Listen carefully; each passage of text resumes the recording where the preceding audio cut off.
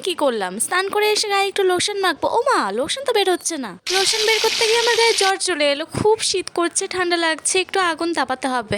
কিছু পেপার নিয়ে এলাম। বাইরে দেখি দারুণ রোদ, বাইরেই আজকে। ও মা, রোদে যেতে না যেতেই আমার পেপারে আগুন ধরে গেল। একটুর জন্য হাতটা বেঁচে গেছে, বেঁচে গেছে। রোদে যেভাবে পেপার পরে ছাই হয়ে গেল, আর একটু টাইম থাকলে আমারও একই অবস্থা হবে। আমি পালাই, প্রচন্ড এনার্জি পেয়ে গেছি।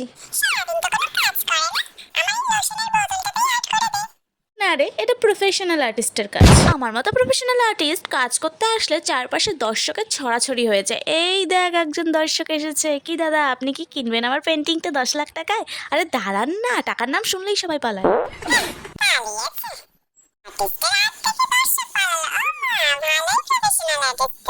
এটা বন্ধ রেখে কাজটার প্রশংসা কর। তা তো আবার তোর দ্বারা হবে না। বল কেমন হয়েছে? বাহ,